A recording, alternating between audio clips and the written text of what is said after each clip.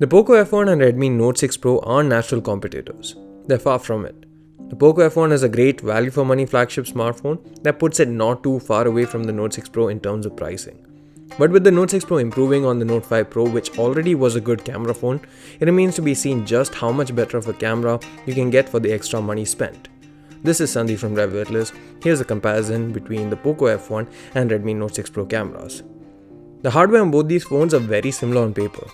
The Poco F1 uses a 12MP f1.9, 1.4 micron pixel size Sony IMX363 sensor with a 5MP depth sensor.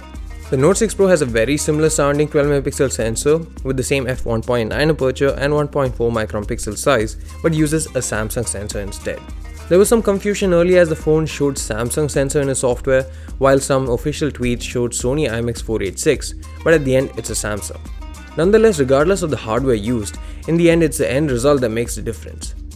Both the phones are really quick when it comes to locking focus, as they have dual pixel autofocus technology and even do well at focusing up close. The Poco F1 has better colors and better detailing, which is evident when you zoom into an image. By default, the dynamic range is also better on the Poco F1, especially in the shadows, and it gets better when you use the HDR mode. The Note 6 Pro isn't bad, and in fact is very good, but it isn't as good as the Poco F1. In low light situations, the Poco F1 has better dynamic range and preserves highlights better. The colors are more accurate and the sharpness is better too. The overall exposure here is handled better, but the Poco F1 shots are noisier compared to the Note 6 Pro, as it chooses to have a better exposed frame in exchange for the higher noise levels. Some people may prefer the Note 6 Pro in this respect. In terms of portrait mode, both the phones offer excellent edge detection and blurring as well. The Note 6 Pro finally has better detailing, but it does seem to be over-sharpened at times. But it still does look better at a glance, but one thing holding it back is the white balance and colors, which are rendered quite yellowish, while the Poco F1 gets it on point. The front camera is the same on both. They both have 20MP of resolution, f2 aperture and 0.9 micron pixel size. They utilize a Samsung sensor as well, but the Note 6 Pro gets an additional 2MP depth sensor. It's quite interesting to see the front camera sample, since they utilize the exact same hardware, but the difference in processing and software can yield quite different results. The photos from the Note 6 Pro are warm and have a yellowish tone, while the Poco F1 looks more natural.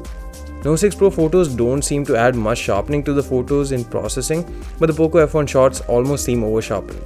But the downsides of this over-sharpening are not noticeable unless you pixel peep, and overall it looks better at a glance. Dynamic range is pretty identical too, and HDR mode gives better results. The Note 6 Pro especially benefits in this mode since the images are sharper too. In low light situations, you see a slightly better shot on the Poco F1 thanks to better processing. There's more sharpness, less noise, and also less subject blurring. The Note 6 Pro shot is also more yellowish here as well. In terms of portrait mode, the Poco F1 is worse than the Note 6 Pro.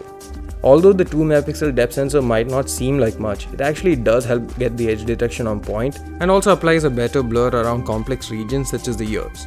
The sharpness is also better on the Note 6 Pro in portrait mode, unlike in other modes.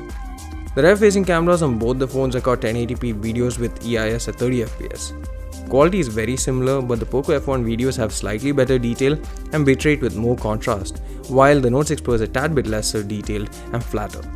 Despite having identical processing hardware to the Note 5 Pro, the Note 6 Pro is yet to get a 1080p 60fps mode, and 1080p 30 is the best it can do currently. But if you look at the sensor specification page, it shows 30fps maximum, so I'm not sure if there's a technical limitation on the sensor side that it can only capture up to 30fps.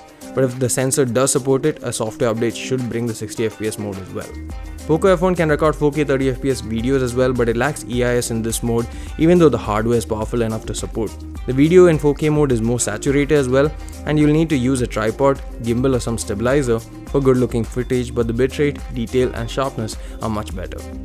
The front facing camera on both max out at 1080p 30fps and there's no EIS, but Note 6 Pro captures better video in terms of dynamic range, bitrate, and the audio is also noticeably better too.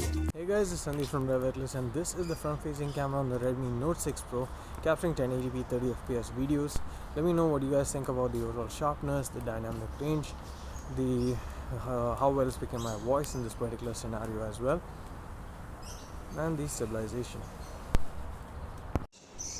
Hey guys, this is Sandeep from RevAtlas, and this is the front-facing camera of the Poco F1, capturing 1080p video. Let me know what you guys think about the overall sharpness, the dynamic range, stabilization, and even how well it's picking up my voice in this particular scenario.